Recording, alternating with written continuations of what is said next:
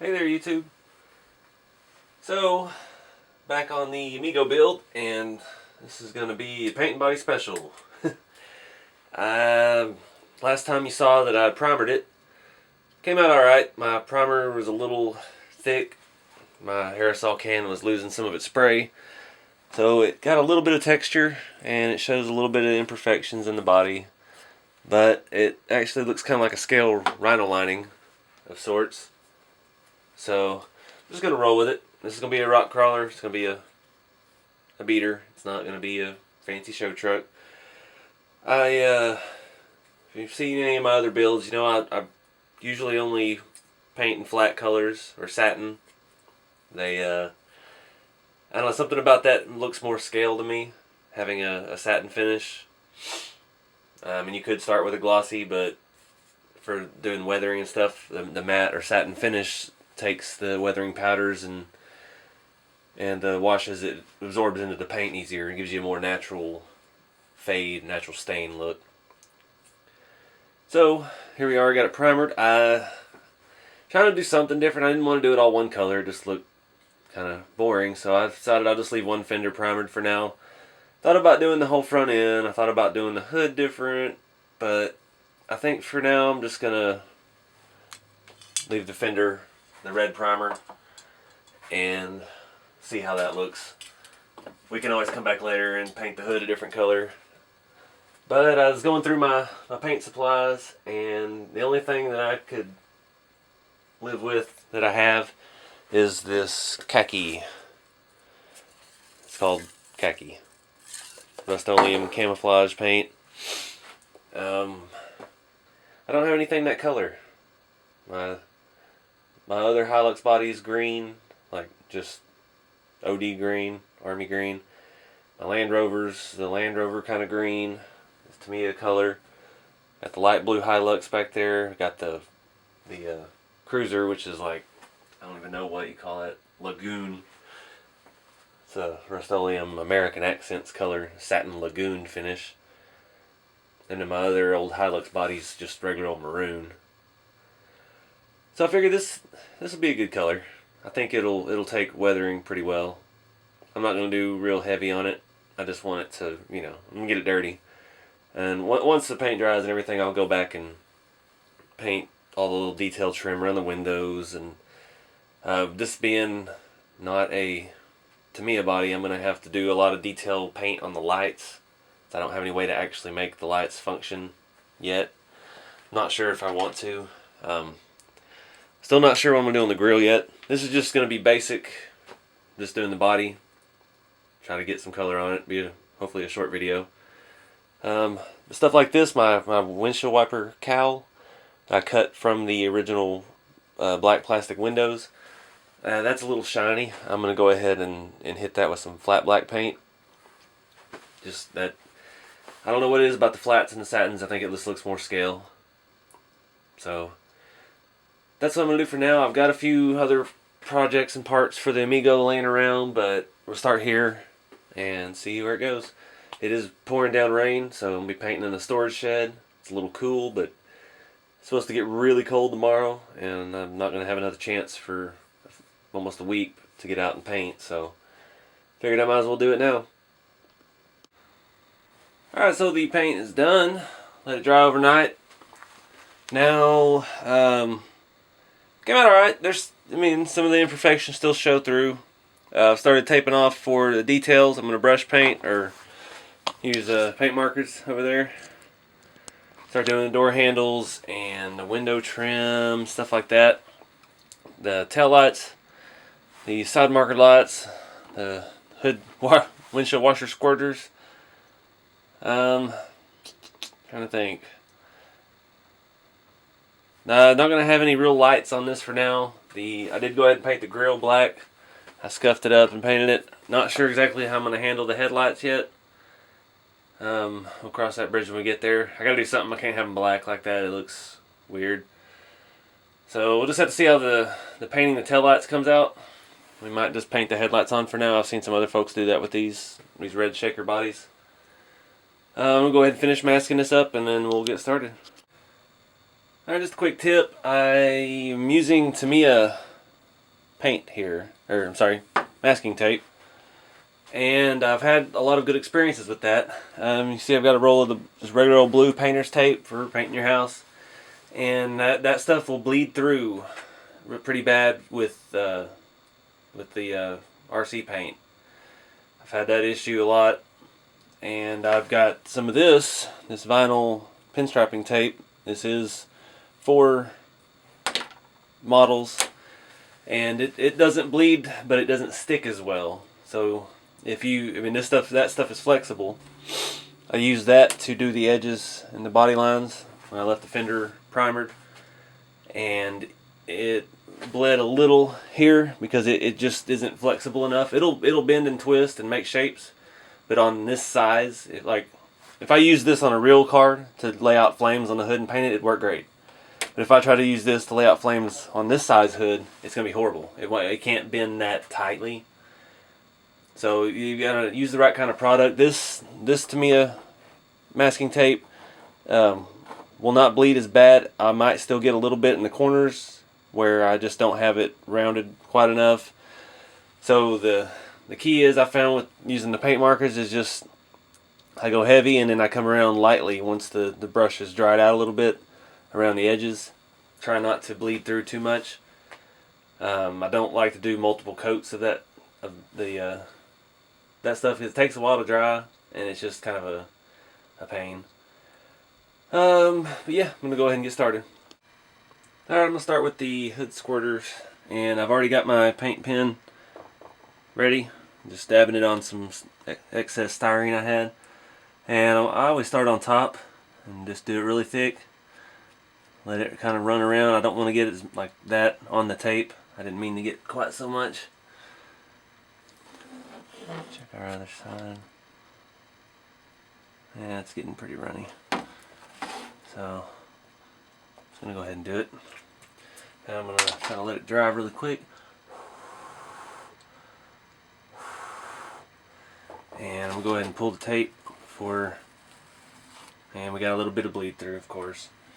In the corner where it overlapped, my paint pen was a little wetter than I thought it was. But that'll be alright. We can come back and clean that up in a little bit. I'm going to go ahead and work my way around and do some of the other stuff on the body. Well, it's coming along. Some of my edges aren't that great. I don't have a very steady hand today. I did go ahead and put the grill on. I just fabbed up some crude sheet metal mounts to some existing holes. Just kind of get it where I want it, because there's no other way other than taping it. Tail lights, I got one coat of red on there. I'm not sure how much more I'm going to do. I mean, they're not perfect by any means. All the edges bled through. My tape didn't hold on anything. I realize now after going, this is not the Tamiya tape that I thought I had. This was some other stuff I got at a local hobby shop, and it's not Tamiya tape. So I put a little too much trust in it, and it bit me. But hopefully this thing will get all dirty and grungy here, and we won't even be able to see the bad lines. Not really sure what's next. I was looking at the windshield, but I still don't have a way to attach that. The way I've got it, it sits flush against the wiper cowl, and it sits flush against the roof. So short of putting screws through, I don't really have, or gluing, I don't really have any way to put it in. So I'm going to look at some different options here and see what I can figure out. Alright, so this is my basic technique for gluing in windshields. I just use my regular all-purpose household welder. It's seen better days. I've had this tube of stuff for probably 10 years. It still works. Surprisingly, I set the window in there and I did a little more heat gun work, flattening it out. That was a Mojave body Toyota Hilux windshield. It was not wide enough for this truck, so I heat gunned it, shaped it, and kind of bend it around. And I didn't want to screw it down, so we're just going to glue it in. I think it'll be alright once it dries, but I'm just going to have to let it set and wait. So, in the meantime, instead of making this just a paint and body special, I'm going to go ahead and start putting in my new rear axle. and we'll go over some of that. Alright, so here's where I'm at on the body, chassis. I did a little work yesterday to try and get ahead of receiving my rear axle that came in today. This is just a Yoda 1 Trailfinder 2 axle. Picked it up on eBay. Take off from a ready to run kit. Got it for about 60 bucks. And for now, I'm going to run leaf springs in the back. And that gave me a couple problems.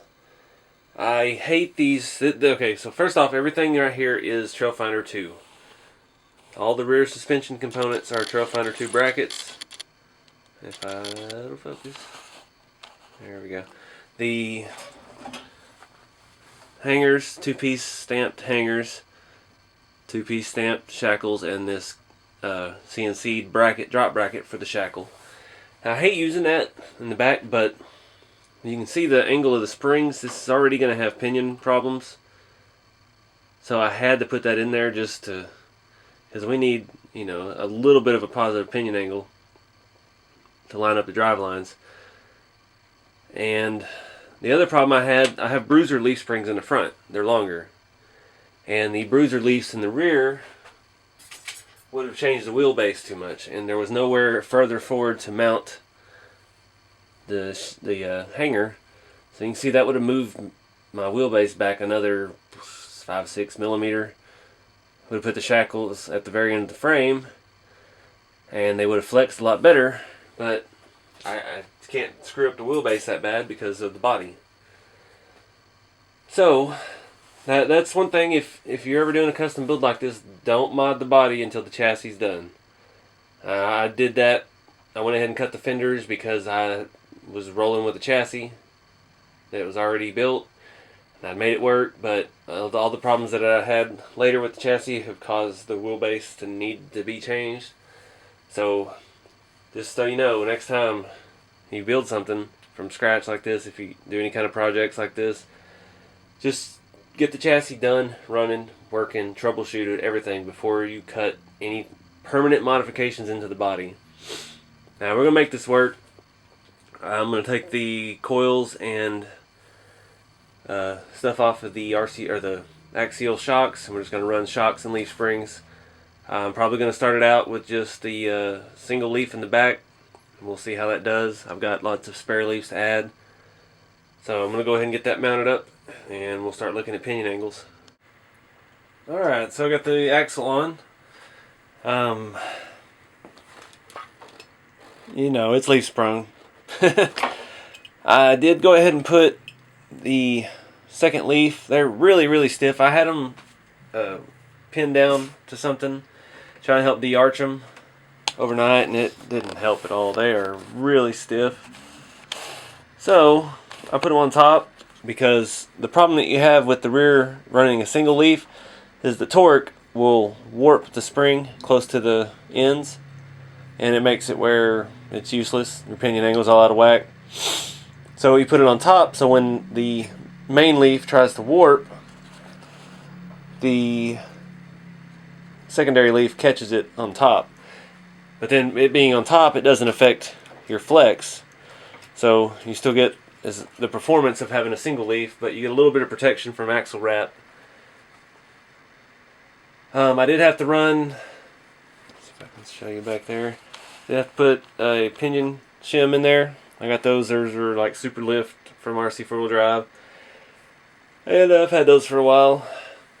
I don't know what size that is. It's about 1/4 inch. I don't know how many millimeters and all that, but put those in to help balance out pinion angle. My drive line is perfect. The flex and performance of it doesn't bind. It doesn't over or under constrict, so it's not going to fall out like I was having with the 4-link. And like I said before on a couple videos ago, this is just a trial. Going to see how this works out with the leaf sprung, and like I said, we can always swap to a 4-link. I've got a Jalon 2 rear 4-link with an axle truss that'll fit this axle. The only problem with that is the links are long.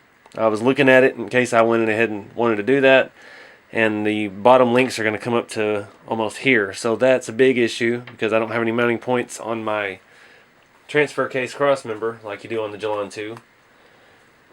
But that's another problem for another time. A couple of little things I did. The body mounts.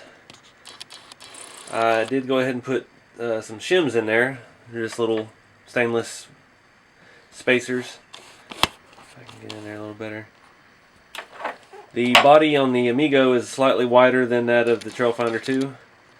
So I still, even having those in there, on the ends I have to put even more. I've got these round ones that have to go in between the body and the mount. So I've got longer screws to do that. It's kind of a pain, but it makes the body look a lot better. You don't want it to pull the undersides in. So that's it for the chassis right now. I'm going to go ahead and let the windshield check and see if it's dry. I'm going to go ahead and mock the body on. We can get a look of it kind of semi-completed, painted. Alright, so here we go. Had to do a little bit more work. Front bumper sits back just a little far, so I tried spacing the bumper out. It didn't look right. It was too far out in front, so I went ahead and cut out part of the grill to clear the winch. So the body and chassis are committed together. One thing I'm still having a little bit of trouble with, this back part of the wheel well is a little close to the tire. I don't really know how to make it bigger. I've made the rear ones so big that the front ones look too small now. So I'm not exactly sure what to do about that.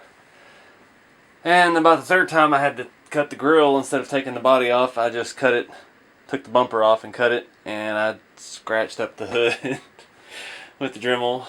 So I touched it up with some tan paint marker. Can't really tell. It'll be alright once we start weathering it. I do a little bit of mod to the interior, the seats that I have. I just cut the floorboard that they were glued to, just styrene with some carpet. And I cut it up so it cleared the transfer case. It's not mounted or anything, it's just sitting in there for looks right now. I'm trying to get an idea. But yeah, this is a different animal now. It's got some color on it. It's not just that faded out red plastic. But it's a pretty neat truck. I still wish I hadn't cut the rear tire wheels out so much. And I'm not 100% sold on the four-link or the leaf springs in the rear. I don't have a battery in it, but it's got all electronics up front, and that's about all the flex we're gonna get. We add a little bit of weight in there. We might get another little bit, but not gonna be like it used to be. So definitely think we'll be looking at the 4-link here coming up in the next video or so. Still need to do some more detail work. The taillights look like crap, but we'll see. May do just skip to the weathering and see how that turns out. See if we can hide some of the imperfections in the paintwork I've done. But anyways, I'd like to thank y'all for watching, and stay tuned for more to come. Please like, subscribe, and share, and we'll see you next time.